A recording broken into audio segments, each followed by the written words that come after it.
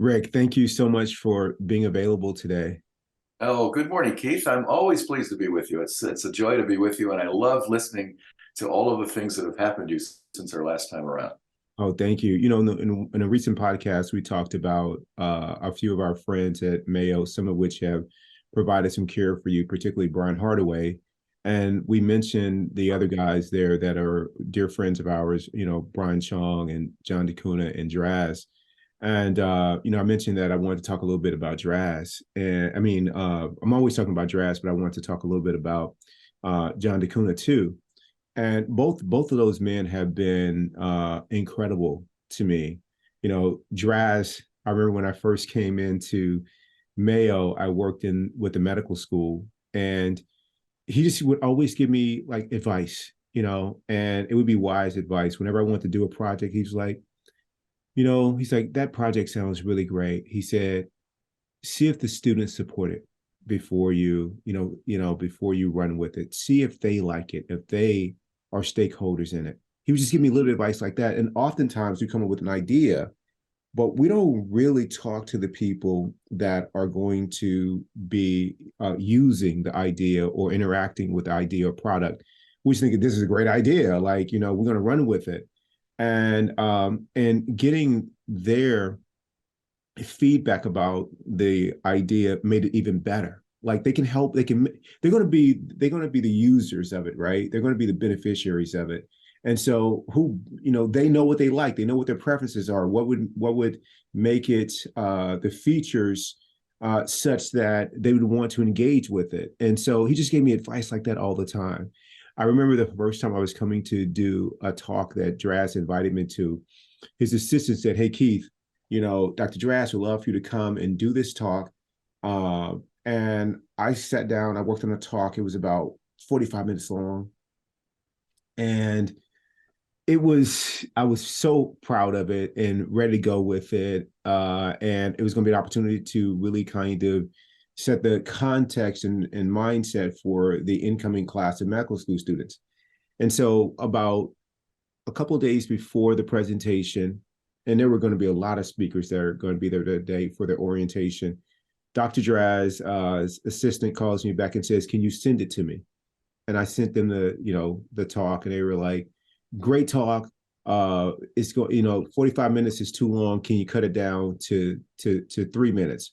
I was like, 3 minutes? How do you condense talking to 3 minutes? So I had to practice, so I'm working on myself. So I take the talk down and I get it down to 27 minutes. I send it back. They're like, "Oh, great job. You're doing a fantastic job. We need 3 minutes." So I did it again.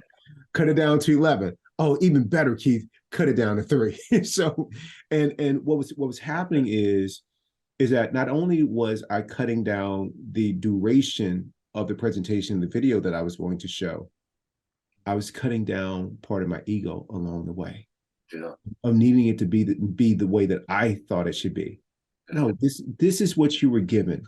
This was this awesome opportunity Dr. Draz has provided you with, has gifted you, and you are caught up in your emotions about it having to be a certain way. No, and so with every revision, with every bit of editing to minimize the size of it, I was minimizing my ego and I was accepting that it was 3 minutes. By the time that I got to that 3 minutes, Rick, I was in such a great place. I was in such a great place because the ego wasn't present. So Draz has been that for me along the way when I was at the med school. What a great metaphor for understanding the role of mission in life, right? I mean, if the point of that talk was to help other people and not to showcase your speaking skills, then the 3 minutes is wonderful. But if you're stuck on 45 and you want to see my new suit, and how I can dance, you're not serving anymore. It's about a No, showcase for your ego, right? exactly. So what a wonderful lesson. And I thought I was serving the people. No, Yeah. you might have been doing that, but you're also serving the ego. And so by Totally. the time I got up to 3 minutes, it was all about the people. It was all about the people. Oh, that's a great story. Michael Singer, and I've said this before, he has this quote about the wise person. And the quote is, the wise person, every time something happens that's not to their liking, they take their ego and they hold it out to the world for the world to take a piece of it until there's nothing left. And I love that every time somebody hits my stuff, get a flat tire and I'm running late, or the driver's in front of me is a certain way and I can't handle it, or have a flight delay, or whatever happens that I want to be different. That's an opportunity to let go more and more of myself because I'm not in harmony with reality. This is reality. You got a flat tire. Get upset about it, get whatever you want. You still got a flat tire. Instead, get in harmony with it and change the tire, you know. It's the old theory that we have almost every podcast, and it's very difficult for us to accept, me included. Again, it's a practice. It's something that happens every day. And the principle is transcendence. Yes. Transcendence. The externals are completely irrelevant. You can have a machine like a snowmaking machine that throws nothing but crap at you, right? You can't control and turn down that snowmaking machine, but you can have an attitude about it that transcends that external stimulus to get you stopping that ego involvement where you're always trying to look good and always trying to come out on top and always trying to have the last word.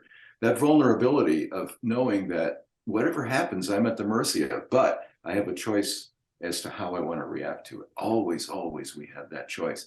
And the practice reaffirms that the choice usually is in your best interest when it has nothing to do with making you look good or protecting you from people finding out things that you think are bad about you that you don't want them to know. And I struggle with this daily, and I think it's a human condition, but there's no inner peace. There's no internal gyroscope that keeps you on the straight and narrow better than recognizing that you're not the externals that happen in your life. You're the choices that you make about dealing with those externals. Absolutely, Rick. And, you know, I've got friends like you and Draz and, you know, our other friend, John DeCuna, who helped me with that. And, you know, just a few things about John DeCuna.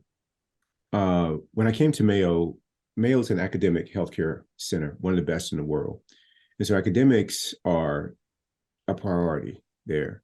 And John DeCuna is one of the smartest people I've ever met. He is the chair of our cardiac thoracic surgery department. And I've done research before, but I've never done research that's medical oriented or the depth of research that he's done. He's a full professor with over 70 plus papers and research studies that he is the first author on. I mean, he's a powerhouse, you know. And so when I came to meet him, he was like, well, this is the area that you're an expert in, and, you know, show me, you know, the way and help me, you know, care for patients better, you know, be a better partner to my team, as well as take this program that we have here to the next level. And in doing so, he's just been a blessing to my life. One of the things that I need to do at Mayo in my role is I have to do, or I get to do research. But I've never done research that's medical oriented. And there is a cadence to it. There's a structure. There's a way you go about it. And what John has done is I tell him that I don't know how to do something. He's like, well, you know, we have this research committee. And I was like, research committee, but I'm not a cardiac thoracic surgeon. I'm not, you know, an advanced practice practitioner of that. He was like, well, just come, you know.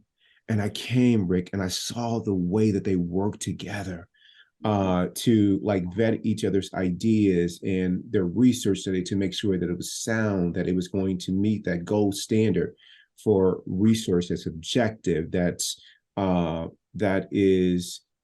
really shows effect of whether their ideas or what they're doing is going to be a benefit to patients. And they took me under their wings. They helped me learn how to structure, you know, my research, my methodology. And it was just, and I knew nothing. And they didn't make me feel less than because I didn't know anything. They were just so kind and gracious to me. What a warm feeling. And John has done that every step of the way. I'll say something like, hey, John, I'm interested in this. He will send me a research paper. Oh, you're going to see this kind of surgery tomorrow that this physician is the best in the world at doing. Here's a little like insight about how they do it or how the procedures perform. So I go in there like knowing, you know, informed about fantastic. I mean, this guy is literally the head of cardiac thoracic surgery at Mayo, one of the best places, but best hospitals in the world. And he's bringing lung transplant to Mayo Clinic in Arizona. I mean, this guy is busy, but he makes that kind of time for me. I'll work on an idea And I'll call him and say, "Hey, John, I got an idea. What do you think about this?" He will stop what he's doing and talk to me about my idea. I mean, the kindness that this man gives to me is unbelievable. I mean, literally, he sees the humanity in me, and he is uh, a mentor, a friend, an ally, an advocate, a sponsor. There's not enough words to describe the way that John blesses my life, and he just does it like it's effortless. I mean, effortless. And we've shared so many things with each other that are intimate, where we both are vulnerable, and it's really helped take our friendship to the next level and deepened our consciousness. Well, I can only echo those thoughts. I don't know him nearly as well as you. I don't know him very well at all. He's only been up to my place once, and we had a wonderful time with you and Brian. And it was the same kind of experience, though. The idea that he's such an excellent listener. You know, he's very interested in hearing how you think about things and why you think the way you do. And that is so disarming and so unusual in our culture, because usually we're interested in talking about ourselves. But I think that's probably one of the things that makes him a great surgeon: his empathy for others, his compassion, and his willingness to listen and to understand that there may be a different way that other people are looking at things, and his care would reflect what that person needs by virtue of that listening skill. I think he's a tremendous soul. You know, that's the thing about all the guys at Mayo that you've introduced me to. I have that same kind of reaction to Brian Chong and Brian Hardaway and Draz. They are good people, honest people, and they have worked in the most challenging environments, life and death stuff every day. And I like being around them very much because they always teach me something, not about what they say so much, but how they act, what their effect is, how their affect helps them in their mission. And then they are all dedicated to the care of their patients. And I think even if we're not doctors, the idea is that we're part of a bigger picture than just us. And it's always important, always to reflect on what we're doing and how it impacts our neighbors, our families, our lovers, our friends, and even our enemies. Although Yeah, absolutely, Rick. Yeah, for John DeCuna and Draz and the other, friends that you mentioned, Chong and Hardaway, the other thing they have in common is that they want to be their best. And when we introduced them to the practice a few years ago, they immediately saw the benefit of that would help them show up not only when they're taking care of their patients, but also the other aspects of their lives with how they interact with their colleagues. And I can tell John DeCuna or say to him, "Hey, I noticed something. That was John 1.0, not John 2.0, with this colleague or in this meeting." And he will take that feedback and like, "Okay, I'm gonna work on that. I'm gonna work on that." And he is just every day being really present to what he can do to be better. And all those guys are. So it's just a gift, Rick. So, man, that Mayo is, love there. It's real. Well, It's real. you do the same for me. I mean, I think that's one of the joys that we have in our relationship too, is that we're able to call each other out on things that we think are mistakes that the other person is making. In addition to that, the support and the unconditional love and the vulnerability is always there, and that is the basis of the true part of the relationship. We're all warty creatures, right? And as soon as we accept our warts, and we can accept those in others, and we can move on and engage in a mission that serves others. Absolutely. You said it, Rick. I love you. I love you, buddy. Thanks for including me. Always.